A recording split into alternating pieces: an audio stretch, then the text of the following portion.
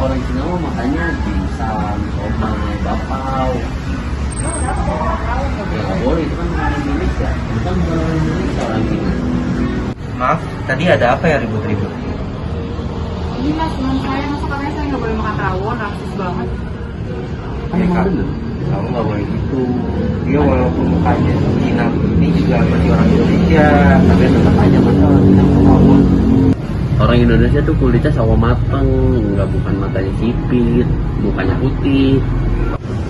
Kalau menurut saya nggak boleh gitu mas. Kita nggak boleh memandang sebelah mata rakyat keturunan kayak mbak ini. Nah, kalian tahu nggak sih kalau budaya Cina itu juga sebenarnya sebagian dari sejarah rakyat Indonesia, budaya Indonesia. So dengan datangnya mereka, kita juga punya banyak sejarah sama keberagaman budaya di Indonesia. Nah kalian tahu nggak sih kalau kita tuh punya presiden yang keturunan rakyat Tionghoa juga. Oh emang gitu ya? Nah kalian tahu kan mantan presiden kita Gus Dur? Beliau itu salah satu presiden yang punya keturunan Tionghoa. Beliau juga seorang ulama besar loh di Indonesia. Beliau salah satu orang paling berjasa buat budaya Indonesia. Beliau juga merupakan presiden yang berani merubah UU tentang larangan budaya Cina di Indonesia. Kalian tahu nggak?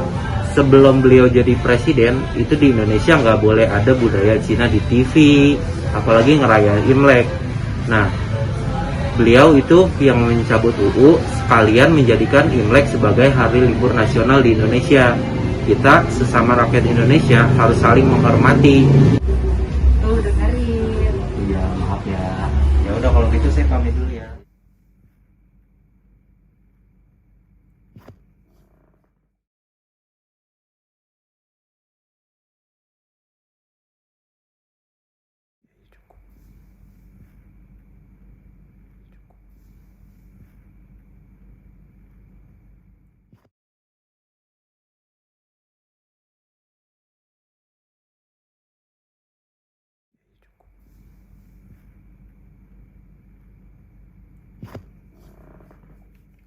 Kami memilih Gus Dur sebagai tokoh yang menginspirasi short movie ini karena Gus Dur adalah salah satu karakter unik yang dimiliki bangsa Indonesia. Sikap yang tenang, bijak, dan syarat pengetahuan membuatnya tidak pernah peduli dan reaksioner terhadap berbagai masalah yang ada. Gus Dur hanya akan marah dan beraksi keras jika prinsip dan pilar kebangsaan dirusak.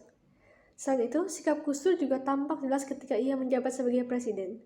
Misalnya, kebijakan, prinsip, komitmen, dan keberaniannya muncul dan hadir pada setiap kesempatan yang cenderung dianggap tidak pantas dan konyol oleh kebanyakan orang. Selain itu, sikap kesatrianya tidak memudar meskipun dampak dan posisinya berada dalam tekanan. Dan salah satu hak yang Gus Dur perjuangkan adalah hak dari keturunan Tionghoa.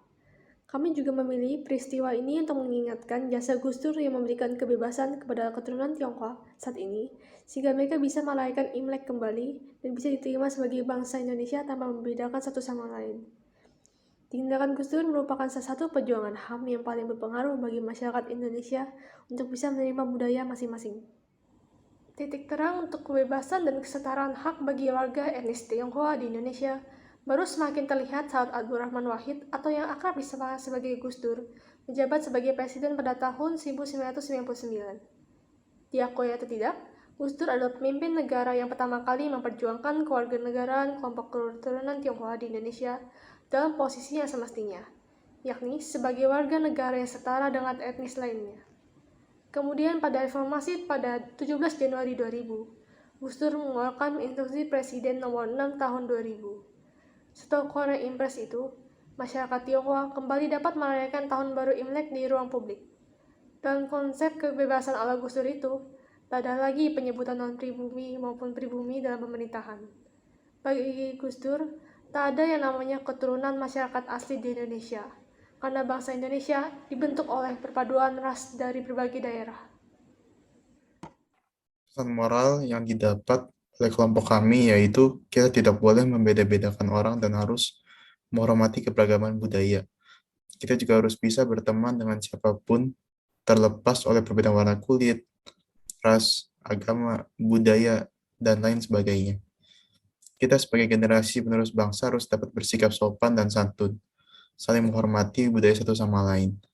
Jika ada teman kita yang menjadi korban tindakan bullying karena perbedaan warna kulit, suku, dan ras, kita harus menghentikan tindakan bullying tersebut. Contohnya dalam menghormati budaya seperti menghormati orang beragama Islam yang sedang puasa atau menghormati masyarakat Bali dalam menjalankan budaya Nyepi. Di Indonesia ini terkenal dengan negara yang memiliki kekayaan keberagaman suku, ras, dan budaya. Kita sebagai masyarakat Indonesia harus bisa bersikap dan menghormati satu sama lain tanpa membeda-bedakan. Gus Dur merupakan pribadi yang dikenal sebagai pemimpin yang sangat memanusiakan manusia. Beliau merupakan pribadi yang sangat visioner. Beliau juga akan sangat memperjuangkan hak-hak manusia sebagaimana kodratnya sebagai manusia. Apalagi jika beliau tahu dalam waktu dekat ini banyak sekali kekerasan seksual maupun pelecehan seksual terhadap wanita. Saya yakin jika beliau masih menjadi presiden, beliau akan membuat peraturan-peraturan yang membuat kapok para pelaku tersebut. Jika beliau bukan presiden, saya yakin beliau akan speak up dan menindak mereka sebisa yang beliau lakukan. Nah, selain itu, saya dan kelompok sangat respect dan hormat kepada beliau. Kami sangat terinspirasi dengan jiwa kemanusiaan beliau. Kami akan teruskan semangat beliau sebagai pribadi yang non-diskriminasi dan mempunyai respek yang tinggi terhadap sesama. Kami sadar bahwa kami juga harus mempunyai rasa saling hormat dan menghargai terhadap semua suku, ras, dan agama di Indonesia, terutama di Indonesia. Sekian dari kelompok kami, terima kasih.